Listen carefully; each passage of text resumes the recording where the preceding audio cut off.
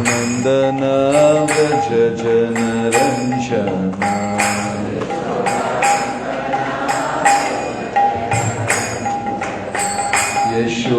Yashodanandana Vraja Janaranjana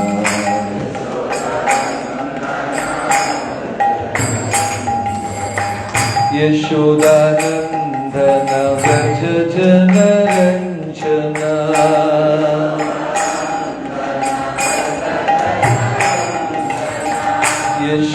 Yashodanandana Vraja Janaranjana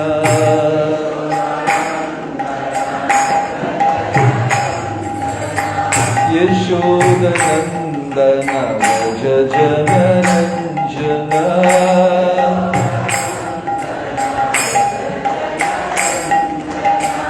Yamuna Tira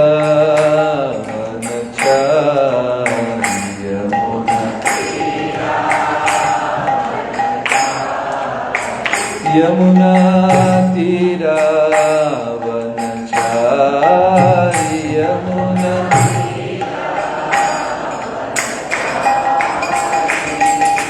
Radha Madhava Jaya Kunja Vihari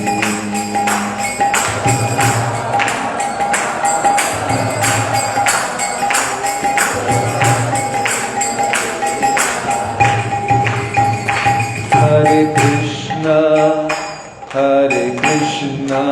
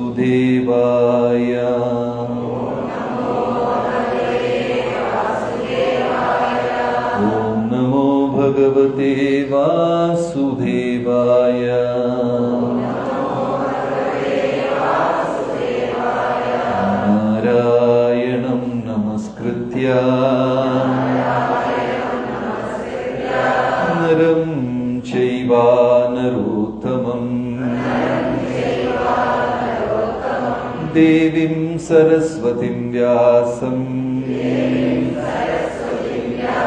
ततो जयमुदीरये। हे कृष्णा करुणा सिन्धु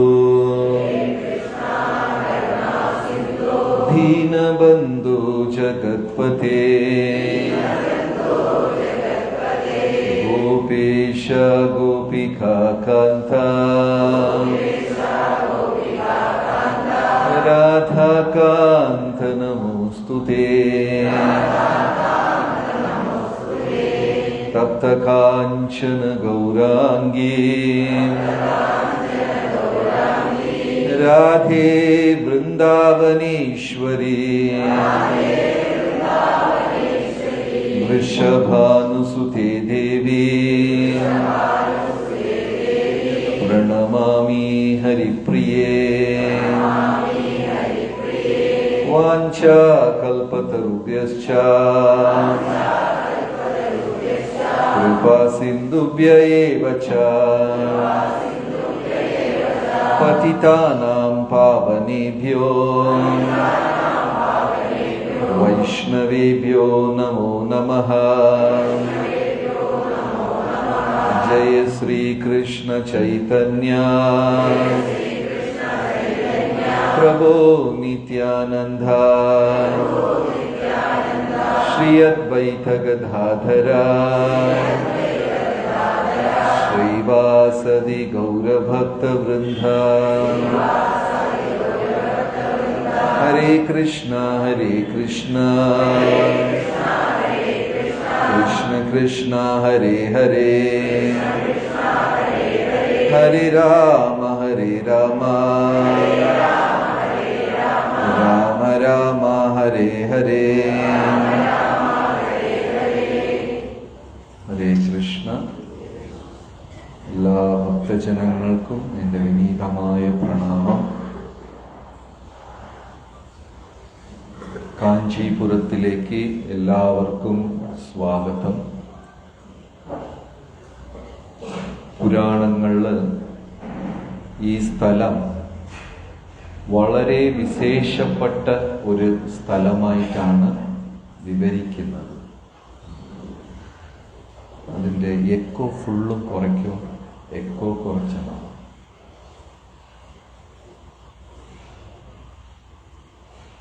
ഹരേ കൃഷ്ണ. 7 മോക്ഷപുരികളെ കുറിച്ചാണ് പുരാണങ്ങൾ വിവരിക്കുന്നത്. ഈ 7 സ്ഥലവും മോക്ഷം നൽകാൻ അർഹിക്കുന്ന അല്ലെങ്കിൽ വിധിക്കപ്പെട്ട സ്ഥലങ്ങളാണ്. ഒരു മനുഷ്യൻ അവൻ്റെ ജീവിതത്തിൽ ഈ 7 സ്ഥലവും ഒരു പ്രാവശ്യമെങ്കിലും സന്ദർശിച്ചിരിക്കണം എന്നാണ്. വൃന്ദാവനം, ഗയ, കാശി, ദ്വാരക, ബദ്രീനാഥ്, കാഞ്ചി, ഉജ്ജയിൻ, ഇങ്ങനെ 7 സ്ഥലങ്ങളാണ് ഭാരതത്തിലുള്ളത്. ഇത് 7ഉം ഒരു വ്യക്തിക്ക് ആ വ്യക്തിയുടെ ജീവിതത്തിൽ മതി എന്നുള്ള ഒരു ചിന്ത നൽകാനും ജീവിത അവസാനം ഇനിയൊരു പുനർജന്മം വേണ്ട, ഇനിയൊരു ജന്മം വേണ്ട എന്ന് തീരുമാനിച്ച് ഭഗവാന്റെ തൃപ്പാദമാണ് ഏക ശരണം എന്ന് സാക്ഷാത്കരിച്ച് ആ ഭഗവാന്റെ തൃപ്പാദത്തിൽ എത്താൻ അനുഗ്രഹിക്കുന്ന സ്ഥലങ്ങളാണ്. അതിൽ ഒന്നാണ് കാഞ്ചീപുരം. ചിലപ്പോൾ നിങ്ങളിൽ പലരും ഇതിനു മുമ്പേ കാഞ്ചീപുരം വന്നിട്ടുണ്ടാകും. ചിലരൊക്കെ ഡ്രസ്സ് എടുക്കാനായിട്ട് കാഞ്ചീപുരം വരും. തമിഴ്നാട്ടിലിരുന്ന് കേരളത്തിൽ നിന്നൊക്കെ കാഞ്ചീപുരത്തിന് എന്തിനാ പോകുന്നതെന്ന് വെച്ചാൽ വിവാഹത്തിന് ഡ്രസ്സ് എടുക്കാനായിട്ട് വരും. അതും ഒരു അത്ഭുതം തന്നെയാണ്. കാരണം കാഞ്ചീപുരം പട്ടുസാരിയിൽ അവരെടുക്കുന്ന എടുക്കുന്ന ഡിസൈൻ ഇവിടുത്തെ ക്ഷേത്രങ്ങളുടെ കൽച്ചുവരിൽ ആദികാലത്ത് അന്നത്തെ ആൾക്കാർ കൊത്തിവെച്ചിരിക്കുന്ന ഇതാണ്. ഇപ്പോൾ ഒരിക്കൽ ഒരാൾ ചോദിച്ചു, നിങ്ങൾക്ക് ഈ ഡിസൈനുകൾ തീർന്നു പോയാൽ എന്ത് ചെയ്യും എന്ന് ചോദിച്ചു. അപ്പൊ ഇവിടത്തെ പണിക്കാര് പറഞ്ഞു, ഇനിയും 100 തലമുറക്കാര് വന്ന് പണിയാനുള്ള അത്രയും ഡിസൈന് അമ്പലച്ചുമരിലുണ്ട്. ചെയ്തുകൊണ്ടേയിരിക്കുന്നു. അപ്പൊ ഈ കാഞ്ചീപുരം ഇന്ന് അതിന് ഫേമസ് ആണെങ്കിൽ പോലും യഥാർത്ഥത്തിൽ ഇത് 3 വിശ്വാസികളുടെയും കേന്ദ്രമായിരുന്നു. ശിവഭക്തന്മാർ, ശൈവന്മാർ, അവരുടെയും കേന്ദ്രമായിരുന്നു. ദുർഗ ശാക്തേയന്മാരുടെയും കേന്ദ്രമായിരുന്നു. പിന്നെ വൈഷ്ണവരുടെയും കേന്ദ്രമായിരുന്നു. ഈ വൈശാഖ് പ്രഭു, ഈ മലയാളം അറിയാത്ത കുറച്ച് പേരുണ്ടല്ലോ, ആരെങ്കിലും ഉണ്ടോ? GYCയിൽ നിന്ന് 1-2 ഫാമിലി? ആരുമില്ല. 5 പേര്. അപ്പോൾ പ്രഭു ഇവിടെ എവിടെയെങ്കിലും 5 പേര് ഇരുന്നിട്ട് അവർക്ക് ട്രാൻസ്ലേറ്റ് ചെയ്യും. വന്നിട്ടുണ്ടോ ഫാമിലീസ്? GYC 4-5 പേരുണ്ടായിരുന്നു.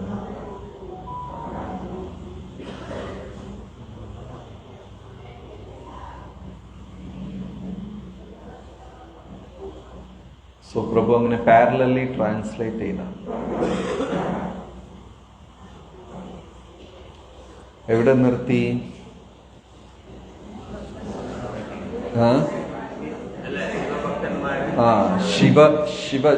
ശൈവന്മാർ അവരുടെയും പ്രധാന കേന്ദ്രമായിരുന്നു. കാരണം ഇവിടുത്തെ ഒരു ശിവക്ഷേത്രം ഏകാംബരനാഥർ ക്ഷേത്രം അവരുടെ ആസ്ഥാനമാണ്. ശിവഭക്തന്മാരുടെ ആസ്ഥാനമാണ് ഏകാംബരനാഥർ ക്ഷേത്രം. അതായത് അത് 12 ജ്യോതിർലിംഗങ്ങളിൽ ഒന്നാണ്. പിന്നെ ശാക്തേയന്മാർ, ദുർഗയെ പൂജിക്കുന്നവർക്ക് കാമാക്ഷിയാണ് അവരുടെ ആസ്ഥാനം. കാരണം ദുർഗയെ പൂജിക്കുന്നവർക്ക് 3 പ്രധാന ക്ഷേത്രങ്ങളാണ് ഉള്ളത്. ഒന്ന് കാശി വിശാലാക്ഷി, പിന്നെ മധുരൈ മീനാക്ഷി, പിന്നെ കാഞ്ചീപുരം കാമാക്ഷി. ഇത് 3 ശക്തിപീഠങ്ങളാണ്. അതായത് ദുർഗയെ പൂജിക്കുന്നവർക്കുള്ള 3 ശക്തിപീഠങ്ങളാണ് ഇവയെല്ലാം. പിന്നെ ശൈവന്മാർക്ക് ഏകാംബരനാഥർ, അതാണ് പ്രധാനം. പിന്നെ വൈഷ്ണവർക്ക് ഇവിടെ വരദരാജ പെരുമാൾ, അതാണ് പ്രധാന ക്ഷേത്രം. നാളെയായിരിക്കും നമ്മൾ അവിടെ പോകുന്നത്. ഇപ്പൊ കാഞ്ചീപുരം 2 അവർ തിരിച്ചിട്ടുണ്ട്. ഒന്ന് ശിവകാഞ്ചി, ഇനിയൊന്ന് വിഷ്ണു കാഞ്ചി. 2. ശിവകാഞ്ചിയെ വന്നിട്ട് വലിയ കാഞ്ചി, പെരിയ കാഞ്ചി എന്നും, വിഷ്ണു കാഞ്ചീനെ വന്നിട്ട് ചെറിയ കാഞ്ചി, സിന്ന കാഞ്ചി എന്നും പറയും. ഇങ്ങനെ 2 കാഞ്ചീപുരമാണ്. ആലോചിക്കൂ, നമുക്ക് തിരുവനന്തപുരത്ത് ഒരു പത്മനാഭസ്വാമി ക്ഷേത്രമുണ്ട്. 20 ക്ഷേത്രം അതുപോലെ ഉണ്ടായിരുന്നെങ്കിൽ ആ നഗരം എത്ര ഒരു വലിയ നഗരമായിരുന്നതാണ്. ഇപ്പൊ ഇവിടെ വന്നിട്ട് ഇവിടെ ഏകദേശം 15ഓളം ഭീമാകാരമായ ക്ഷേത്രങ്ങളുണ്ട്. ഓരോ ക്ഷേത്രവും 26 ഏക്കറിൽ, 30 ഏക്കറിൽ. ചില വിഗ്രഹങ്ങളെല്ലാം 40 അടി പൊക്കം. പത്മനാഭസ്വാമിക്ക് 18 അടി നീളം. 40 അടി പൊക്കമാണെങ്കിൽ ആ ക്ഷേത്രത്തിന്റെ വലുപ്പം ഒന്ന് ചിന്തിച്ചു നോക്കൂ. അങ്ങനെ ഒരു കാലത്ത് ഇത് വലിയ നഗരമായിരുന്നു. ആധ്യാത്മിക വ്യക്തികളുടെ, മതപരമായ വ്യക്തികളുടെ കേന്ദ്രമായിരുന്നു കാഞ്ചീപുരം. ചെയറില്ലേ? എല്ലാവരും നിൽക്കുന്നു. ചെയറില്ലേ? അല്ലെങ്കിൽ ഇവിടെ ഫ്രണ്ടിൽ കുറച്ച് താഴെ ഇരിക്കാൻ സ്ഥലമുണ്ട്. ആണോ? ആരെങ്കിലും ഒരാൾ സൗണ്ട് ഇല്ലാതെ ഒരു 4-5 ചെയർ.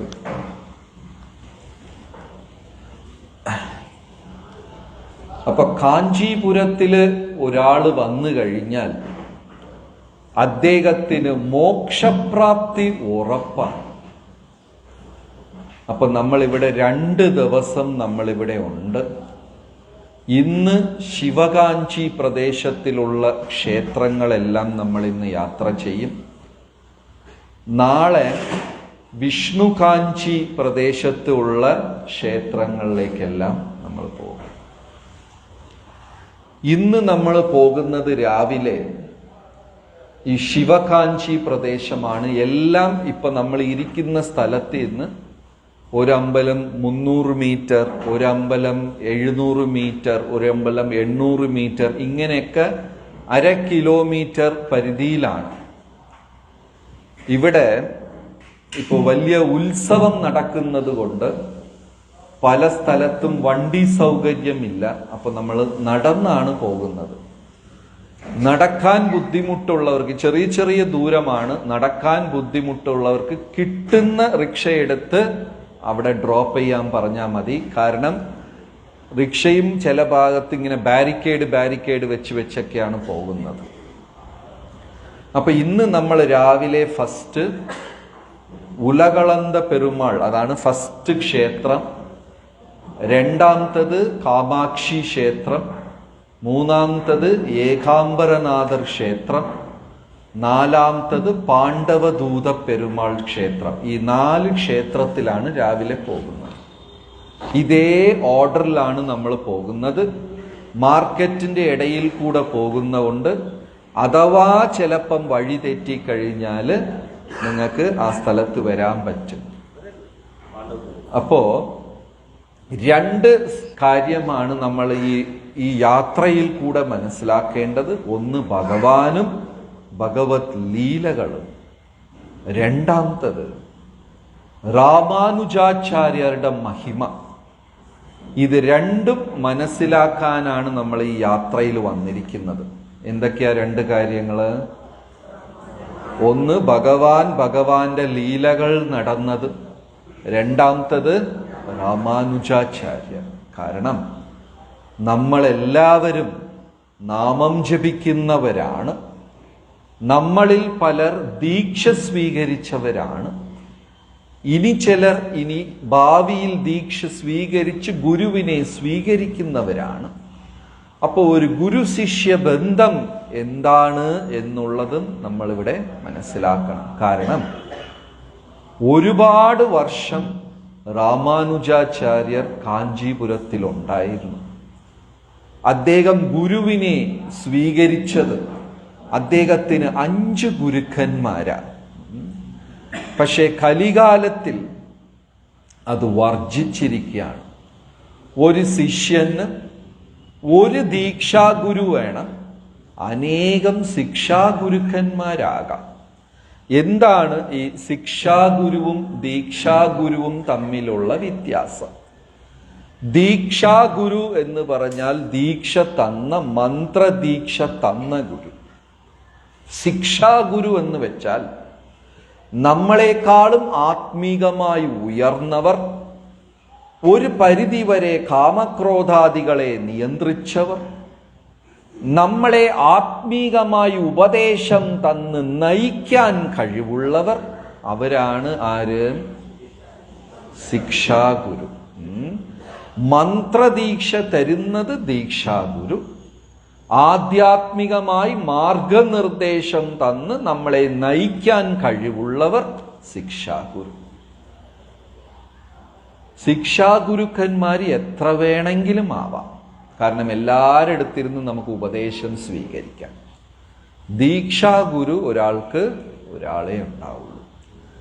രാമാനുജാചാര്യർ അനേകം വർഷം ഇവിടെ വസിച്ച് താമസിച്ച് തൻ്റെ ഗുരുക്കന്മാരിലിരുന്ന് ഉപദേശം സ്വീകരിച്ച് വളരെ വളരെ സാധാരണഗതിയിൽ ഉള്ള സേവനങ്ങൾ അനുഷ്ഠിച്ചിരുന്നു. ഒരു ഉദാഹരണം പറയാം.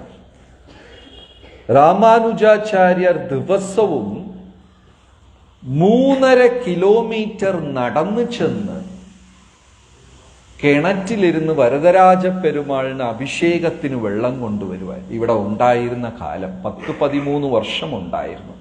ആര്? രാമാനുജാചാര്യർ കാഞ്ചീപുരത്തിൽ 13ഓളം വർഷം ഉണ്ടായിരുന്നു. ദിവസവും 3.5 കിലോമീറ്റർ നടന്നാണ്, അതൊരു പ്രത്യേക കിണറുണ്ട്, ആ കിണറിൽ പോയി ഭഗവാന് അഭിഷേകത്തിന് വെള്ളം കൊണ്ടുവരും. അമ്പലങ്ങളിൽ സാധാരണ ഭഗവാൻ അഭിഷേകം എത്ര മണിക്കായിരിക്കും നടക്കുക? എത്ര മണിക്ക് നടക്കും സാധാരണ? രാവിലെ വെളുപ്പിന് നടക്കും. അപ്പൊ 3.5 കിലോമീറ്റർ യാത്ര ചെയ്ത് വെള്ളം എടുക്കണമെങ്കിൽ അദ്ദേഹം രാവിലെ എത്ര മണിക്ക് പോകണം അല്ലേ? എന്നും അങ്ങനെ വളരെ സാധാരണ സേവനം ചെയ്യും. രാമാനുജാചാര്യരുടെ ജീവിതത്തിലും അദ്ദേഹത്തിന്റെ ശിഷ്യഗണങ്ങളുടെ ജീവിതത്തിലിരുന്നും നമുക്ക് പഠിക്കേണ്ട ഏറ്റവും വലിയ ഒരു വിഷയം, നിങ്ങൾ ഇത് കേട്ടിട്ടുണ്ടാകും. എന്താ പറയാ, ഈ ഒരു ശ്ലോകം, ഗോപീ ഭർത്ത പദകമലയോർ ദാസ ദാസ ദാസാനുദാസ എന്നൊരു ശ്ലോകം ചിലപ്പോൾ കേട്ടിട്ടുണ്ടാകും. ചൈതന്യ മഹാപ്രഭു ഞാൻ ആരെന്ന് പറയുന്നു? ഗോപീ ഭർത്ത, ഗോപിയുടെ ഭർത്താവിന്റെ പാദകമലത്തിനെ സേവിക്കുന്ന ദാസന്റെ ദാസന്റെ ദാസന്റെ ദാസൻ. എത്ര 4 പ്രാവശ്യം പറഞ്ഞു. കുലശേഖര ആൾവാർ പറയുന്നു, ത്വദ്ഭൃത്യ ഭൃത്യ പരിചാരക ഭൃത്യ ഭൃത്തസ്യ ഭൃത്യ ഭൃത്യ ഇതി മാം സ്മര ലോകനാഥ. എത്ര പ്രാവശ്യം പറഞ്ഞു? 7 പ്രാവശ്യം. കൃഷ്ണ, ഒരിക്കലും കൃഷ്ണന്റെ ഭക്തൻ കൃഷ്ണന്റെ ഭക്തനല്ല. നല്ലോണം ശ്രദ്ധിച്ചു കേൾക്കുക.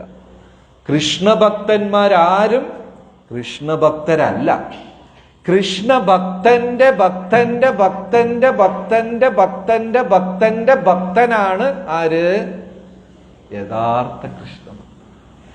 ദൈവത്തിനെ നേരിട്ട് സേവിക്കുന്നവരെക്കാളും ആ സേവിക്കുന്ന ആൾക്കാരുടെ സേവകന്റെ സേവകന്റെ സേവകന്റെ അങ്ങനെ 7ാമത്തെ സേവകനാവാനാണ് ആചാര്യന്മാർക്ക് പോലും താല്പര്യം. ഒരു അമ്പലത്തിൽ പോകുമ്പോൾ അവിടെ സാധാരണമായി അവിടെ വിളക്ക് തേച്ചുകൊണ്ട് ചില ആൾക്കാരുണ്ടാകും. വിളക്കിൽ എണ്ണ ഒഴിക്കും, എവിടെയെങ്കിലും ബാക്കിൽ പാത്രം കഴുകിക്കൊണ്ടിരിക്കും. ആരുമേ ശ്രദ്ധിക്കാതെ അമ്പലം മുറ്റം തൂത്തൊണ്ടിരിക്കും. സ്ഥാനമാനങ്ങളോ പേര് വേണമെന്നോ മുന്നിൽ വരണമെന്നോ എന്നെ 4 പേര് ശ്രദ്ധിക്കണമെന്നോ എന്റെ സേവനത്തിനെ പ്രശംസിക്കണമെന്നോ ഒരാഗ്രഹവുമില്ലാതെ ലളിതമായി വിനീതമായി എവിടെയെങ്കിലും പുറകെ ചെറിയ സേവനം ചെയ്തുകൊണ്ടിരിക്കും. അങ്ങനത്തെ സേവനം നിരന്തരം ചെയ്യുന്ന ഒരാളാണ് യഥാർത്ഥ ഭക്തൻ. മനസ്സിലായോ? ചിലര് മുന്നേ വരാൻ ആഗ്രഹിക്കും, എന്നെ എല്ലാവരും ശ്രദ്ധിക്കണമെന്ന് ആഗ്രഹിക്കും. അതിനേക്കാളും രാമാനുജ സമ്പ്രദായത്തിൽ ഭക്തിയുത സേവനം എങ്ങനെ ചെയ്യണം എന്ന് ആ ആചാര്യനും ശിഷ്യഗണങ്ങളും മനോഹരമായി കാണിച്ചു കൊടുത്തു.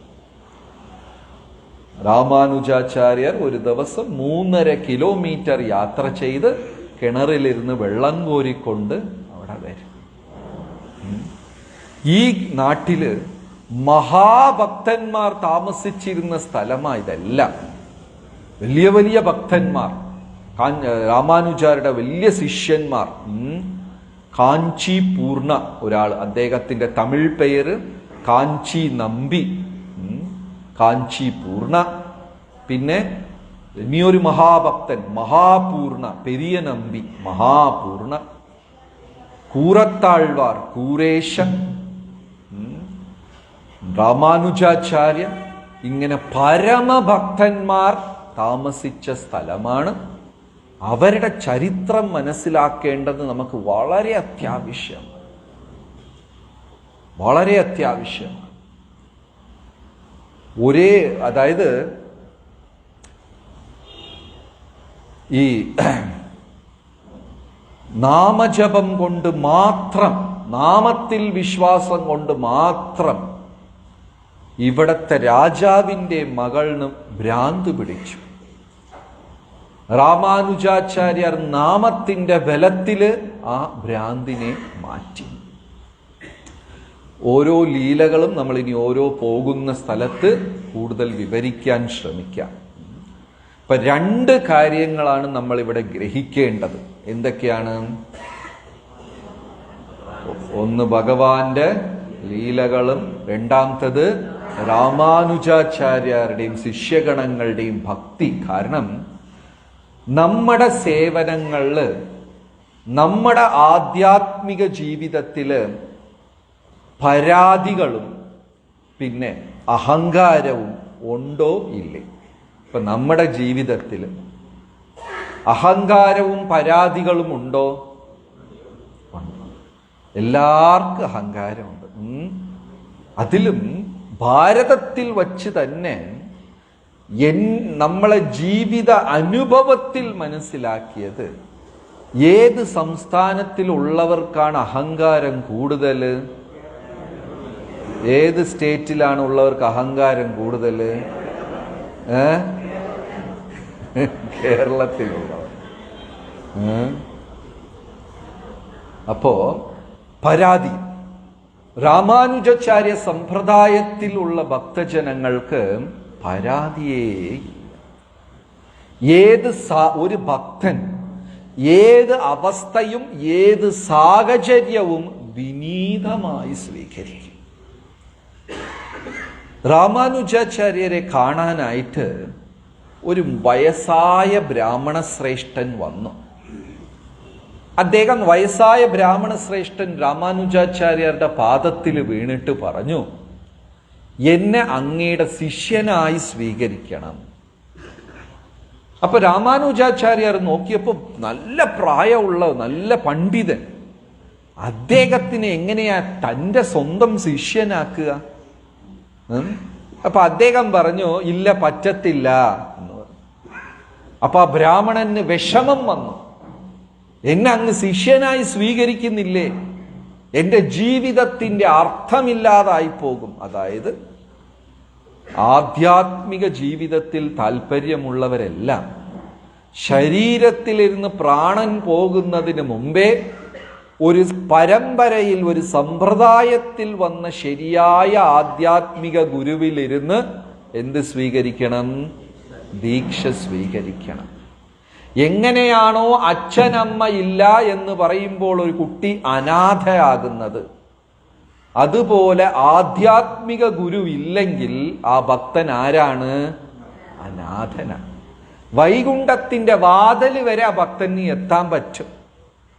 പിന്നെ ഒരാള് പറയണം, കൃഷ്ണ ഇയാളെ അകത്ത് വിട്ടോളൂ, ഇയാൾ തിരുവനന്തപുരത്ത് കുഴപ്പം ഉണ്ടാക്കിയെങ്കിലും വൈകുണ്ഠത്തിൽ വന്ന് സമരം ചെയ്യില്ല, കൊടി പിടിക്കില്ല, ഭഗവാന് തലവേദന ആവില്ല എന്ന് ആര് റെക്കമെൻഡ് ചെയ്യണം? അല്ല, ഗുരു. അദ്ദേഹം പറഞ്ഞാൽ മാത്രമേ ആരകത്ത് വിടുള്ളൂ, ഇല്ലേ?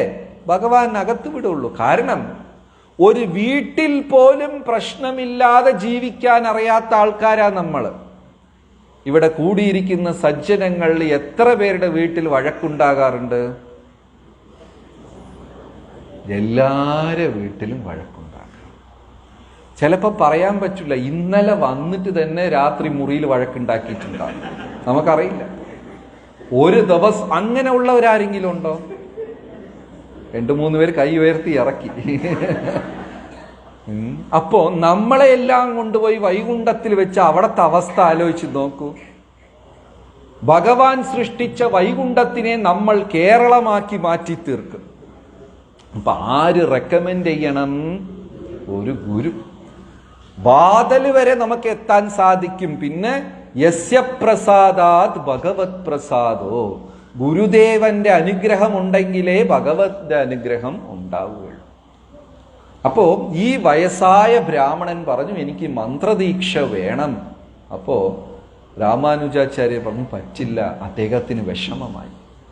ഇനി ജീവിച്ചിരുന്ന് എന്ത് കാര്യമെന്ന് സങ്കടപ്പെട്ടപ്പോ രാമാനുജാചാര്യർ രക്ഷപ്പെടാൻ വേണ്ടി ഒരു ഉപായം പറഞ്ഞു.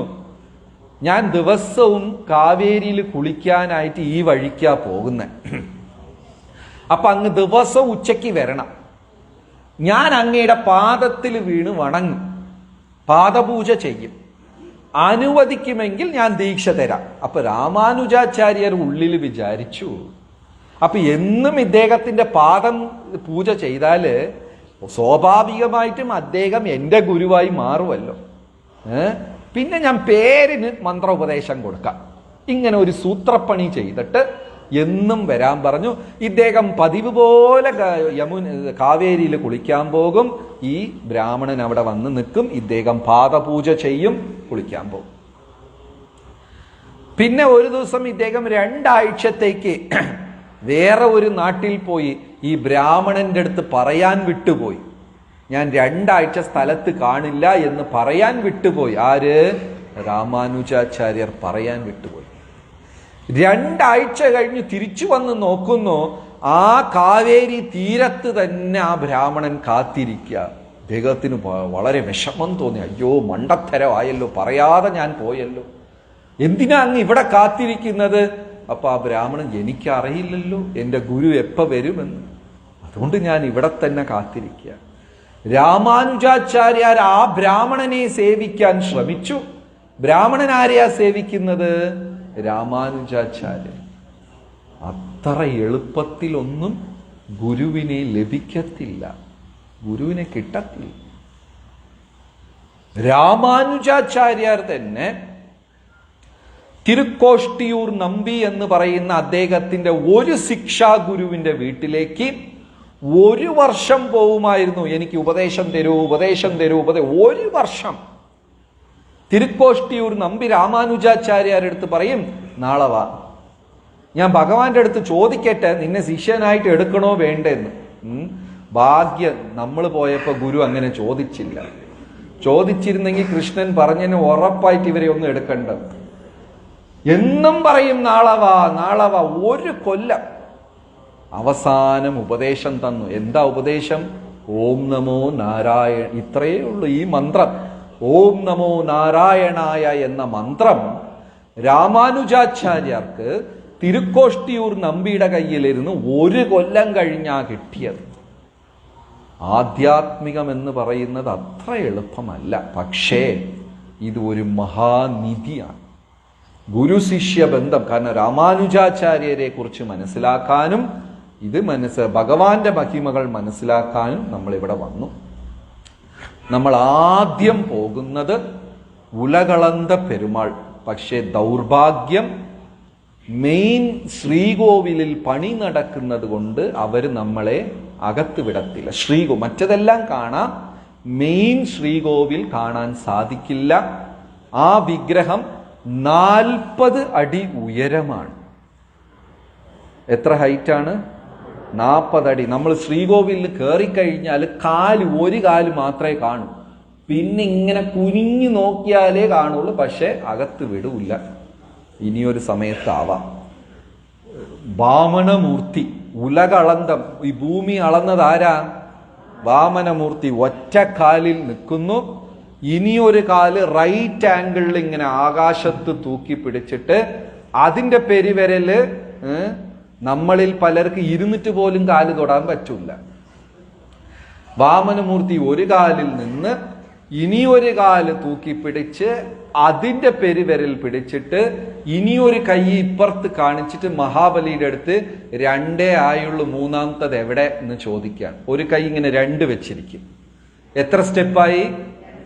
2 ആയുള്ളൂ, 3ാമത്തത് ഞാൻ എവിടെ വെക്കട്ടെ എന്ന് ചോദിക്കുന്ന രൂപത്തിലാ വാമനമൂർത്തി. ഉലകളന്ത പെരുമാൾ, 40 അടി പൊക്കം. ഈ മതിലിനകത്ത് 4 ദിവ്യദേശങ്ങൾ. എന്താണ് ഈ ദിവ്യദേശം എന്ന് പറയുന്നത്? സ്വയംഭൂവായി വന്ന വിഗ്രഹം, ശ്രീവൈഷ്ണവ ആചാര്യന്മാർ സ്തുതിച്ച വിഗ്രഹങ്ങൾ, ഇതിനെയാണ് ദിവ്യദേശം എന്ന് പറയുന്നത്. സ്വയംഭൂ. ഒരു മതിലിനകത്ത് 4 പ്രതിഷ്ഠയുണ്ട്. ഇതിനകത്ത് തന്നെ 4 ദിവ്യദേശങ്ങളാണ്. ഓരോന്നിനും തമിഴ് പേരാണ്. തിരുഊരകം, കാരകം, നീരകം, കാർമേകവർണ്ണൻ, 4 ഊരകം എന്ന് പറഞ്ഞാൽ റെപ്റ്റൈൽസ്. റെപ്റ്റൈൽസിന് മലയാളത്തിൽ എന്താ പറയാ? എഴജന്തുക്കൾ. ഊരകം, റെപ്റ്റൈൽസ്. പിന്നെ നീരകം, നീര് വെള്ളം, വെള്ളത്തിനകത്ത് ഭഗവാൻ ഏത് രൂപത്തിലാ വന്നത്? മത്സ്യം.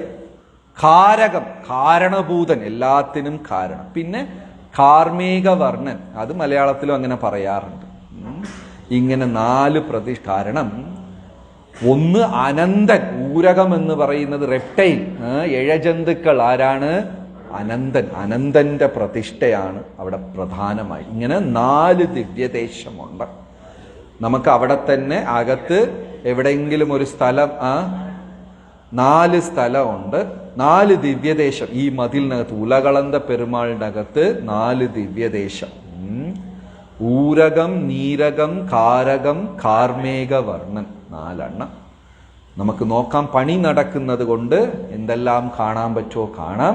പിന്നെ അവിടെ തന്നെ ഇരുന്ന് നമുക്ക് അവിടുത്തെ കാര്യം വിശദീകരിക്കാം. പിന്നെ അവിടെ ദർശനം കഴിഞ്ഞാല് അവിടെ ഇരുന്നും വീണ്ടും ഒരു 300 മീറ്റർ പോകുമ്പോൾ എവിടെ പോകും? 2ാമത്തെ അമ്പലം ഏതാണ്? കാമാക്ഷി. മാർക്കറ്റിന്റെ ഇടയ്ക്ക, വഴിതെറ്റിയാലും കാമാക്ഷി. എല്ലാരും വോളണ്ടിയേഴ്സ് ഉണ്ടാവും, ഒരുമിച്ചാ പോകുന്നേ. അഥവാ ചിലരിങ്ങനെ നേരെ നടക്കാതെ ഈ തുണിക്കട നോക്കി ഇങ്ങനെ നടന്നാൽ വഴിതെറ്റാൻ സാധ്യതയുണ്ട്. അഥവാ വഴിതെറ്റിയ എവിടെ വരണം? കാമാക്ഷി ക്ഷേത്രത്തിൽ വരണം. ഭയങ്കര തിരക്കായിരിക്കും അവിടെ. നമ്മൾ ഇരുന്ന് വിശദീകരിക്കാൻ സമയമുണ്ടോന്ന് നോക്കാം. ഭയങ്കര തിരക്ക്. ആ കാമാക്ഷി ക്ഷേത്രം, അതാണ് ശക്തിപീഠം. 2ാമത് നമ്മൾ പോകുന്നത് ശക്തി. 3 ദുർഗാലയങ്ങളുണ്ട്, പ്രധാനപ്പെട്ട ശക്തിപീഠങ്ങൾ. എന്തൊക്കെയാ 3 കാഞ്ചി കാമാക്ഷി, മധുരയില് മീനാക്ഷി, കാശി വിശാല. 3 ശക്തിപീഠങ്ങൾ. ഇവിടെ ദുർഗാദേവി ധ്യാനത്തിലിരിക്കുന്നതായിട്ടാ പറയുന്നത്. പല രൂപത്തിലുണ്ട്.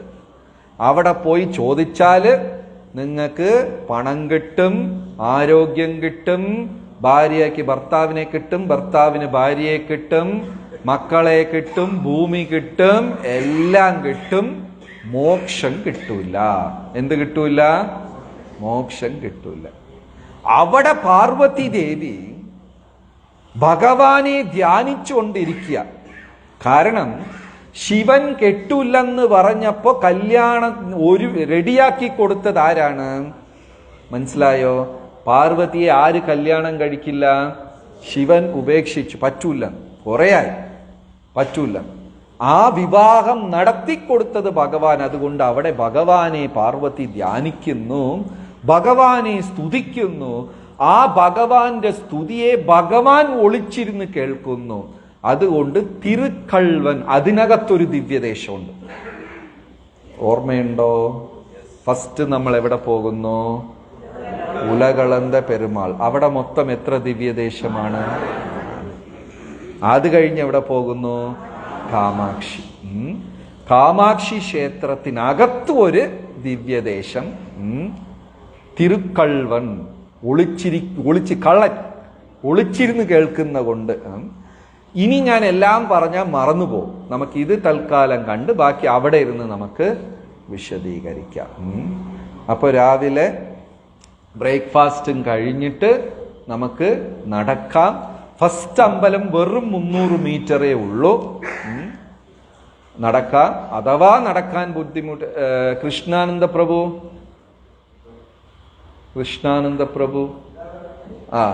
പ്രഭു ഇന്നലെ നടന്നു പോയല്ലോ. നമുക്ക് എല്ലാവർക്കും നടക്കാൻ പറ്റുന്ന ദൂരമല്ലേ ഉള്ളൂ. ഫസ്റ്റ് അമ്പലം നടക്കാൻ പറ്റും. ശരി, ഓക്കെ. ഹരേ കൃഷ്ണ.